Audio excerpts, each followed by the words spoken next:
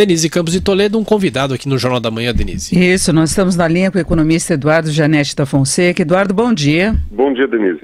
Eduardo, na última semana em particular, ganhou força a possibilidade de troca do presidente, saída de Michel Temer, Rodrigo Maia assumindo, com a mesma equipe econômica, como se isso fosse uma situação tranquila, não é? Mercado assimilando bem essa ideia, sem grandes turbulências, se fala na defesa da agenda econômica, só que a gente percebe que mesmo com essa equipe, a economia apresenta grandes distorções, dificuldade para engatar um crescimento mais vigoroso, desequilíbrio brutal das contas públicas que já compromete serviços básicos. Então eu queria sua avaliação neste cenário político, como encaminhar de uma forma melhor a economia. Então, Denise, eu acho que está se formando de fato um consenso quanto a uma transição. Num primeiro momento, sob o impacto das revelações do Joesley Batista, quando eclodiu a crise, o Temer só permaneceu porque as forças que o apoiavam não conseguiram chegar num nome que poderia ser viável para substituí-lo, principalmente o PSDB. Apresentou um nome que não foi aceito e acabou então criando uma circunstância de permanência do Temer. Eu acho que agora esse quadro está mudando rapidamente. Parece que o PSDB conclui que vai sair do governo, é a minha leitura do que eu vejo no noticiário, do que eu ouço, e o nome do Rodrigo Maia, presidente da Câmara, se torna consenso de que seria o substituto natural para levar o país até as eleições de 2018. Parte desse acordo, e que é fundamental, é a permanência da equipe econômica. Eu acho que isso é realmente da maior importância hoje para o Brasil, para impedir que uma situação que já não é boa, longe disso, uma situação ruim, se torne ainda pior e nos leve para a beira de um precipício. O que diferencia esse momento que nós estamos vivendo de outros até certo ponto semelhantes, como foram o final do governo Sarney e o período que precedeu o impeachment da Dilma Rousseff, o que nos diferencia para melhor é o fato de que agora nós temos sim uma equipe econômica muito competente, muito serena e que está levando o país, com as dificuldades que nós sabemos, está levando o país para uma situação de estabilização. Isso nos protege. Eu ficaria muito preocupado, monitorando a conjuntura, se essa equipe econômica começasse a sofrer baixas.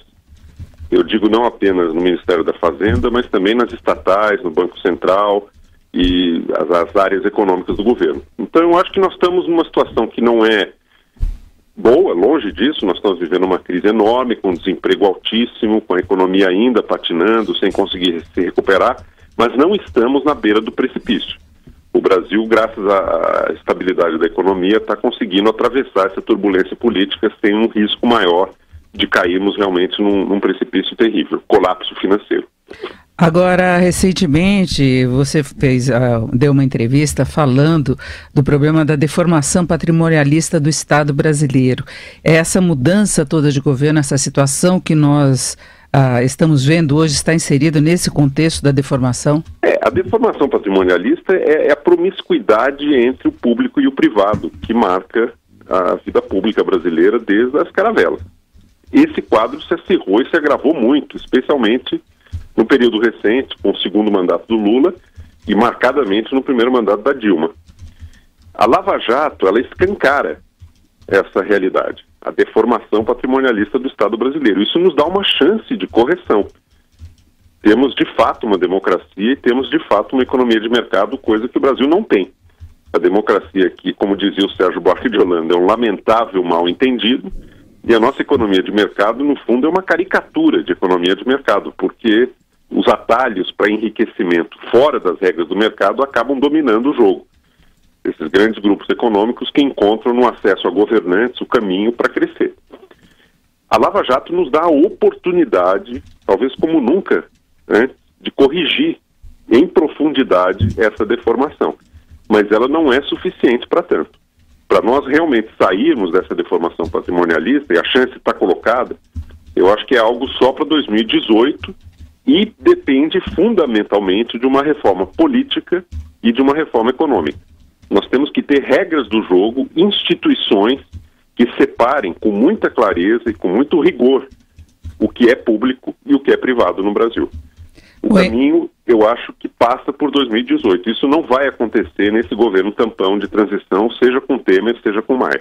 Bom, e para encerrarmos, de qualquer modo, essa situação toda que estamos vivendo na política e na economia traz uma incerteza muito grande para 2018. Seria mesmo um momento de transição para uma situação melhor ou podemos cair numa outra armadilha, num populismo exagerado de esquerda ou de direita, alguma coisa assim?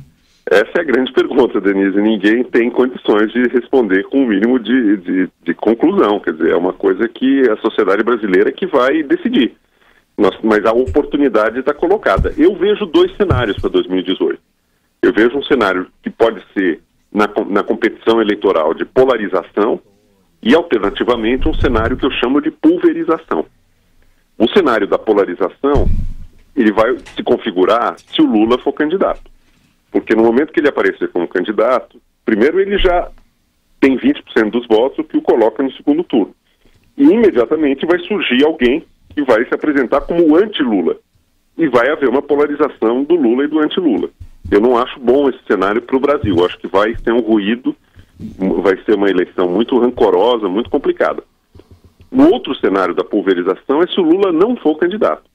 Aí eu tenho a impressão que nós vamos ter uma dispersão, vamos ter um número grande de candidatos, não vai ficar claro quais são os competitivos até um período próximo à eleição, quando vão aparecer os 2 ou 3 que são de fato competitivos para um segundo turno, mas isso abre a oportunidade de um bom debate e de um caminho mais construtivo para nós amadurecermos uma agenda e uma visão clara dos problemas que o Brasil tem que enfrentar. Eu torço muito para que a eleição se encaminhe em 2018 para esse cenário da pulverização. Um número amplo de candidatos abre espaço, sem dúvida, também para alguém de fora demagógico, mas, de qualquer maneira, vai permitir um debate bem melhor na sociedade brasileira. Eu estou esperançoso. Eu acho que essa crise, por mais dolorosa que seja, ela permite ao Brasil o autoconhecimento. Nós estamos descobrindo coisas terríveis que se passavam conosco e das quais nós não tínhamos ciência, não tínhamos conhecimento. É mais ou menos como um câncer. Pior situação é você ter um câncer e não saber que ele está te corroendo as entranhas. O Brasil agora descobriu a gravidade do câncer que tem. Vamos conseguir tratar isso, vamos conseguir extirpar isso, mudar para valer, ou vamos fazer alguma coisa muito superficial e o câncer vai continuar, agora menos oculto do que no passado, mas vai continuar corroendo as nossas entranhas. Essa é a situação hoje. Assim, nós conversamos com o economista Eduardo Janete da Fonseca. Eduardo, muito obrigado, um bom dia. Obrigado, bom dia.